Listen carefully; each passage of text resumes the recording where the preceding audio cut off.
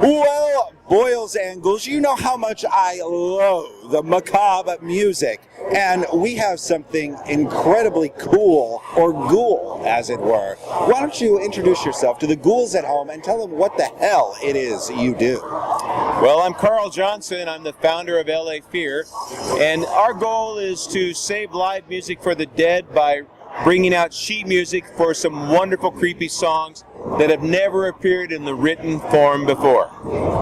And that is what drew me over to this little kiosk. Yes, indeed. I think this is absolutely a terror-ific thing. And you fans of Darkest Radio would recognize the music of Vern Langdon, a name that hardly anybody knows. But you're helping to get that name out there more.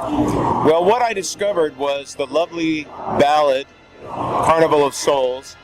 Immediately tried to find some sheet music for it and found it didn't exist. And one night I actually was able to call Vern Langdon's ex-wife on the phone at home, and her response to me was, "Who the hell are you?" And I told her that I was in love with the songs and wanted to play it, and lo and behold, we have a book full of Phantom of the Organ and Vampire at the Harpsichord in sheet music form now. And see, how cool is that for you musician freaks out there? You can learn to play and entertain your loathed ones with this horribly haunting music. It's better than that. We actually used it at a tribute to Vern Langdon last October, where a professional musician sat down, and literally it was like Vern was in the room. It was so freaky because we have note-for-note connections. Did I tell you how we were able to do this? You didn't. Please enlighten us. For the non-organ songs, we found some wonderful college-trained master musicians from USC. But for the organ work, we found a man in London who goes around and transcribes the hymns that little old ladies play in remote churches. So we went from God to perhaps something darker to find this music. Well, I am glad you dug it up. Yes, indeed. Yes, indeed. And besides Vern Langdon, the genius, you have some others as well. Some other sheet music. Can you give us a little of the gory details?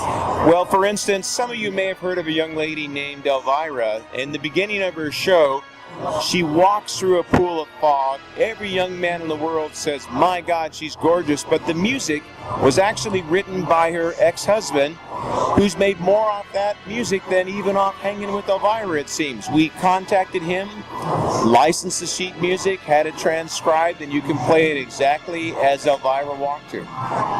And who doesn't want to do that? I mean, that is just too cool. Every time you come downstairs, you can play it on the piano. Exactly, but I think you need to have a pianist out there, preferably a large pianist. The larger the better, I've heard. Yes. Yes, indeed. Yes, indeed. Now, of course, you boils and ghouls want to get your grimy hands on these. Where can they do so?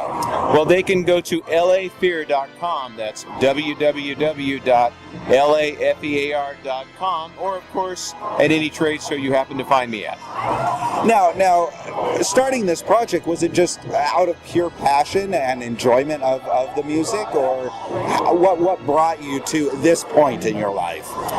Well, many things brought me to this point, but what I can talk about is that I've had a world-class graveyard for years, and one year decided to animate an organ, bought a used 1970s vintage organ, couldn't animate it, but learned how to play for Halloween, and had a phenomenal response. I had neighborhood moms show up with a glass of wine saying, "Can you play for us?"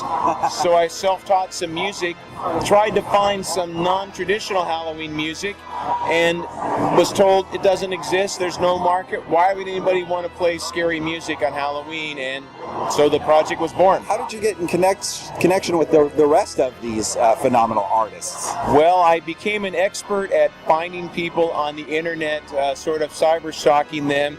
And I started with one song called Mr. Ghost Takes a Ride. Found a guy in Vancouver and called him on Sunday night. And he called back announcing to me that he had just retired from the music industry, giving up, put all his music in storage, took all his songs down, and was done, and was going to stick to his day job. Because of me, he actually came back up. That's the Mr. Ron's the name of the band, and Mr. Fiss is the artist. And he actually wrote the foreword to my book, and it's a beautiful piece. And as he put in there, no one chooses to be creative. It's kind of like a disease, and once you have it, you have to share it. And he wrote a great foreword for us for creepy music for a spooky world. Well, that's definitely true. It's definitely a disease, boils and ghouls, let me tell you. Yes, indeed. So do you have any final words for the creeps at home? The only final words is, you may not play music, but everybody has an obnoxious musician friend or that smarmy niece who thinks she knows everything and, by the way, can play like a virtuoso. Use this music as a way to pull them into your sick and twisted hobby and get them involved in Halloween. And as we say, help us to save live music for the dead.